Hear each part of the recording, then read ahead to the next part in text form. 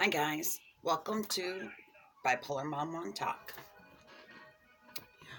And let's start out by saying once again, just like I say at the beginning of every video, I am not a psychiatrist, I'm not a therapist, I am on the other end. I am the patient.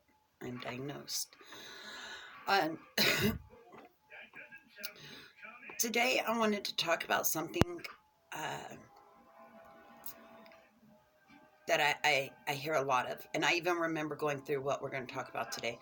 Um, Building a relationship with our therapist and our psychiatrist, and what they're exactly there for, and why we should not be afraid to open up to these people and talk, and why. Um, Also, we're going to touch on the laws, because a lot of people I have found are confused on the laws when it comes to mental health. So we're going to talk about that today. But the first part, we are going to talk about the laws. It's called the HIPAA Act. Everyone signs one when they go and see a doctor. It's the Privacy Act. Um, that protects you. Whatever you tell a doctor, a therapist, a psychiatrist, anyone like that in the medical field, it is private. It is the law. They cannot share information. They can't go off sharing your story with other people. Nothing like that. The only time they step in is if you are a harm to yourself or others. And then by law, they have to step in. But when it's to that point, it's time for someone to step in and help us. So know that when you go and you talk to your therapist and your psychiatrist, you are completely protected by the law. That I really wanted to stress. So let's get into this. First, let's talk about our relationship with our therapist. That's a touchy subject, especially when it comes to understanding what they're there for, what they do, and how they're there to help you. The biggest problem we find when we start therapy is being able to trust and open up with our therapist, to talk about things that we really don't want to talk about because we don't even talk about it with the people that we're close to. It's a very normal feeling, especially if you suffer from depression, anxiety, um, pretty much any mental health disorder.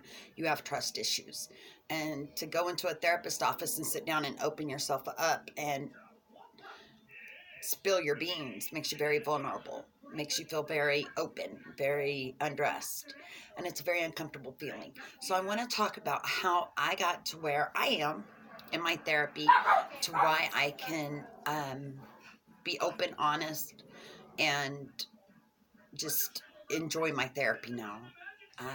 It's a part of my life. It's a part of my weekly routine. I wouldn't know what to do without it. It throws me off when I don't have it. But it took me 10 years to get here. So let's discuss the first time I went to therapy. The first time I went to therapy, I went to my first psychiatrist's office, and she had several different therapists in her office. And the first one she assigned me was very bold and blunt. And at that time, I was very closed off. I was very shut off. I didn't know how to process someone so bold to tell me what she was telling me. So I went to my psychiatrist and I told him, I said, this is not working. So they quickly switched me to another therapist. Greatest thing, hold on one second, guys. Enough. They switched me to my other therapist, who 10 years ago started my therapy. Um, it took me years to open up about the real problems. I'm going to say it took me 3, maybe 4 years to really start talking about what got me to the point where I am today. What had happened in my past. What the people who were supposed to love me didn't do. or what they had done. I mean, it took me a long time to dig deep into that. But once I started opening up, I started learning that therapy wasn't just about what I felt. Therapy was about giving me coping skills, because every time I would come with a problem, they come with me with a solution that benefits me the best way with my diseases. For instance, if I'm in society, I have severe social anxiety. The month of December, I pretty much skip going into public. I do all my Christmas shopping before, and there's nothing wrong with that. I might stop in maybe one day at Walmart in the month of December to see what they have. Other than that, I'm not doing it, because my social anxiety is so overwhelming that I have to do a timeout in a store. And I have a routine, and we will get into that routine later on, how to deal with a social anxiety attack in the middle of a store. But today we're talking about talking to our therapist. Once I realized that she didn't ask me to talk about anything. She would, I don't know, they're really good. They're like leading into conversations. For instance, one of her favorite leads for me is, how was your week? Because a lot can happen in 7 days. And once we get into talking about what happened, then we get to talking about how I responded, how I felt, what it did to me, what were the consequences of these actions in my life, no matter who caused it, me, my husband, my daughter, wherever it came from, what it did to me. So now we're getting somewhere. Well, it made me feel this, and this way. And she's able to come in and go, then this is what we need to do. This is what you practice. This is how you do it. Now, here's the deal. You have to do what they say. You have to practice the program. You have to practice your therapy. You got to expect growth to feel uncomfortable. Growth is not comfortable. It's very uncomfortable.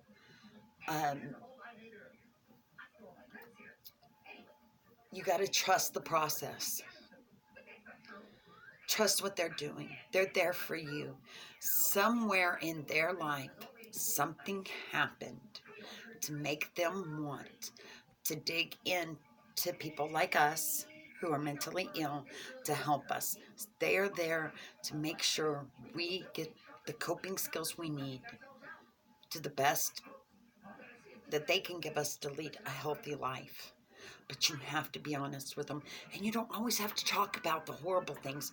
There are some therapy sessions we talk about the leaps and bounds that I've made. My last therapy appointment, we discussed how well I'm doing with boundaries.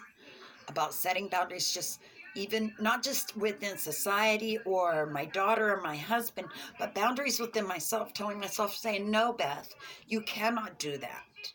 And this is why. Because these are the consequences.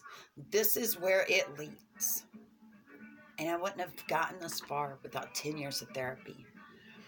Something else, let me tell you, once you get open with your therapist, you will look forward to therapy. Because then they're going to be able to, once you get that comfort zone, you're able to talk about things that really are deeply affecting you. For instance, I don't handle when my daughter and my husband are clashing. We have a 13-year-old. Oh, she is hard to handle right now. Her daddy is very stern. I am not. So, when it first started, I overreacted. I'd be like, don't make her cry, don't do this, don't do that. But with therapy, I go in, I talk to my therapist about it, and this is what I found out. She's 13. She's at an age where we're the bad guys. No matter what we try, no matter what we do, we all go through this phase. So, I mean, I had to be able to be honest with my therapist about what's going on. Is everything okay in my home because I'm insecure. Forgive me, that is my oldest dog and he is on it today. Uh, so that's therapy. It's going to take some time, but keep going and slowly you will open up once you make that relationship and that bond with her and or him, and you know that you're privately secure in there. You're not having to be exposed. Uh, Now, part two. You're a psychiatrist. Your psychiatrist is different than your therapist. Your psychiatrist is the one that needs to know how your medications are working because that's the person that writes your prescriptions. Um, he or she needs to know if you're bipolar, is your mania, how is it? How's your depression? How are your highs and lows? How are your gray areas? How are you functioning daily with the medication? Is the medication lasting long enough? Has there been any changes? Now, I see my psychiatrist every 3 months. Here's the deal with my psychiatrist. During that 3 months, if there is anything that goes wrong or I need a med change, I go and see him in between. And that's what we've had to do recently. Let me tell you what, I tell my psychiatrist everything. And I don't mean like what's going on in here. I mean like what's going on here. What's going on here? My thoughts are racing again. They're starting to get bad again. I'm on a medication that stops nightmares. After 8 hours, it quits working. I start dreaming, and here we are again. We had to talk about that. He put me on something to handle that. I explained to him my depression. It's not well. He upped my depression medication to make sure that I'm balanced. And then with all the other medications I take for it, everything balanced out and I'm feeling a lot better. That's why I haven't posted in a week and a half, is I have been in the bed depressed. Um, it is what it is. It's part of the diseases. Uh, but I get myself up. I get myself dressed. And I keep going. But without me being honest with my psychiatrist, he cannot manage my medications the way they should be. Someone asked me recently, do I fear being on my medications? No, I fear not being on them. I've seen the two people. They're not the same. I'm a mess without my medication because my brain physically is ill. It does not process. There's not enough chemicals. There's over chemicals. It's a lot going on in there. And it is physically ill, just like any diabetic, just like any asthmatic, anything like that. So when I see my psychiatrist, it's just like seeing my PCP. Just like I tell my PCP, my asthma is acting up. We're in that time of year again. I need that steroid inhaler. He writes it. See, it's amazing. Same thing with your psychiatrist. My anxiety has gone through the roof. I can't get it controlled with just the anxiety medication I'm on. What do we need to do next? And you know what, guys? I want to add a part 3 to this. You need to be involved in inpatient and outpatient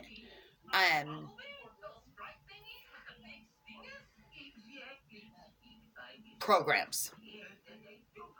If you go inpatient, you need to work the program while you're there. If you are noticing you're having changes, you're struggling, you want more help, then check into outpatient programs that teach you how to deal with your PTSD, that teach you how to deal with your schizophrenia, that teaches you how to deal with your bipolar, which teaches you how to deal with ODD. My daughter was diagnosed with ODD and PTSD not too long ago. ODD is obedience defiance disorder. It's rough, but she's in therapy. She has advocates. We're working on her too. And we're honest. And now that we're honest and we're seeing a good medical team, things are getting better. She takes her medication. She's cool. talk to your doctor. And if there are outpatient programs for you to do, get involved in them. Like the company that I see for my mental health medical, my daughter also, they have inpatient and outpatient programs. They have all kinds of outpatient programs that I can go to learn about how to deal with my PTSD, how to live with bipolar disorder 1, mentally ill parents, because that's what we are, um, and raising children. We're not that far off. Our kids are normal, and we're fine. So, I mean, there's so much they can offer. So, I want you to make sure you take full opportunity of that also. But know that it's going to take time. But stick with it. Stick with seeing your therapist. Stick with seeing your psychiatrist. Stay on the medication. Get into outpatient programs. Do what you have to do to learn how to deal with what's going on in your life. I'm not saying that it's all going to get better, because it is not. It is not a curable disease, what we deal with. But we can learn to manage and live the best normalcy in life that we can. Rearrange your schedule to others. I don't go out during busy hours. I'm not going to put myself through that. So I go after. And if that's what you have to do is rearrange your life, then that's what you do, because it's healthy. It's boundaries.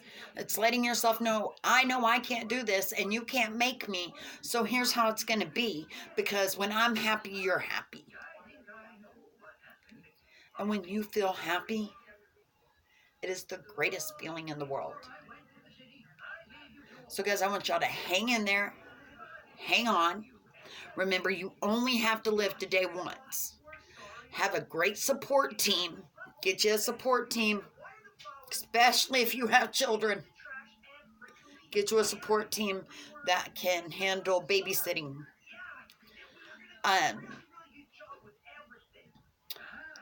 Number 5, know that you are whole. Know that you are whole. Talk to your psychiatrist. Be honest. Know that trusting your therapist comes in time, and once it does, it's going to be amazing. You're going to want to send her flowers every week. Do your labs if it requires labs on your medication. This is number 8 or 9. You are taking care of yourself when you do these 8 things.